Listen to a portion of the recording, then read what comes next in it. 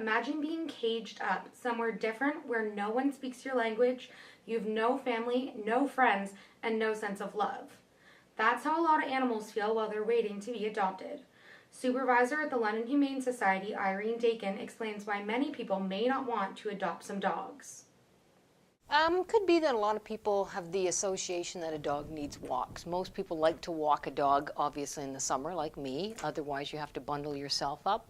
Some animals, the smaller breeds, Chihuahuas, so on, you need to buy the protective, the mucklucks and so on. Maybe it's an extra expense that people aren't ready for.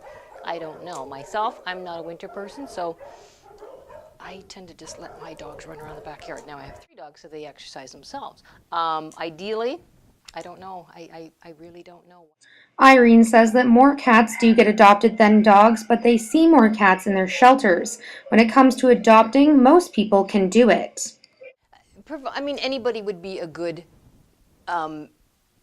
adoptee, okay?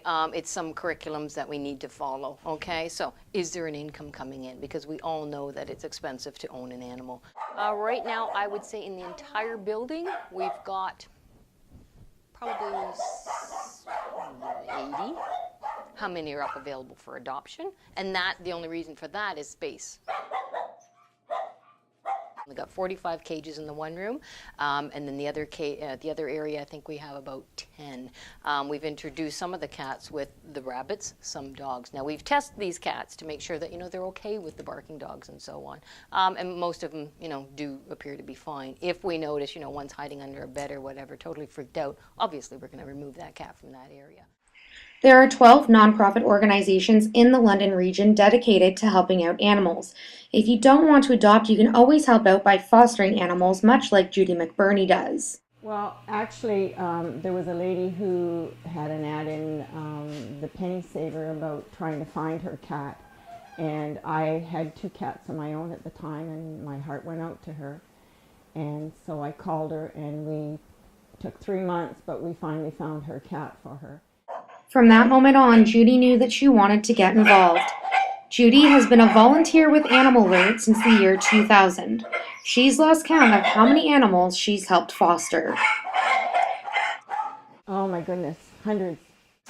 Of all the animals Judy has fostered, she's only kept one of them that she has to this day. Because she was a kitten who needed a lot of help. She was only 3 days old when I got her. And she melted my heart, and so I had to keep her. Not all animals have had an easy life. A big portion of them have been abused or left for dead, and that's why people like Judy choose to volunteer. Well, it takes me a good hour and a half in the morning to feed them all and give some of them the medications when I have to.